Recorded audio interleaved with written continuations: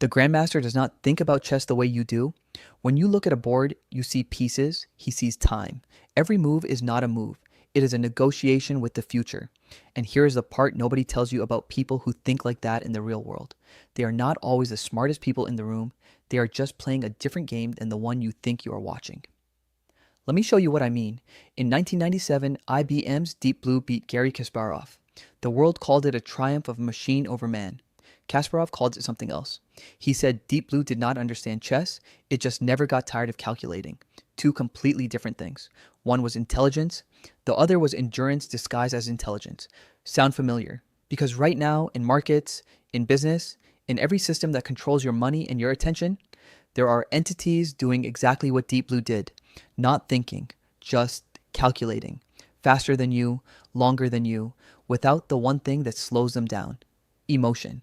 And that is where most people lose before the game even starts. Here is how the human mind actually works under pressure. You think you are playing chess, but your brain is running 3 different games simultaneously and none of them are talking to each other. The first game is what you consciously want. The second is what your emotions are quietly deciding. The third is what your past has already decided for you without asking. Behavioral economists call this cognitive layering. The average person believes they are operating at level 1. They are almost always at level 3. The gap between those 2 levels is where every bad financial decision lives, every panic sell, every FOMO buy, every moment you watched something obvious happen and still did nothing. In 2008, the people who saw the mortgage crisis coming saw it 12 months early.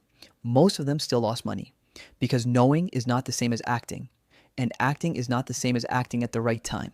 That is 3 different levels of chess. Most people never reach level 2. Now, here is where it gets uncomfortable. The systems built around you, financial platforms, social media algorithms, even the way news cycles are timed. They are engineered with one specific goal: keep you at level 1, keep you reactive, because a reactive person is a predictable person, and a predictable person is a profitable person. This is not conspiracy, this is just business. The average retail investor underperforms the market by 1.5% annually, not because they lack information, but because they act on information at the wrong time. That gap compounds. Over 30 years, it is not a small difference. It is the difference between retiring and almost retiring. And the tragic part, the information they needed was usually already public. They just responded to it 6 emotional reactions too late. So what does it actually mean to think at every level of the board? It does not mean being cold. It does not mean being robotic. Kasparov was deeply emotional. He cried after losing to Deep Blue, but before every match he spent more time studying his own tendencies than his opponent's moves. He knew which positions made him impatient, which advantages made him overconfident. He played the map of his own mind before he ever touched a piece. That is the real game. Not markets, not systems, not algorithms.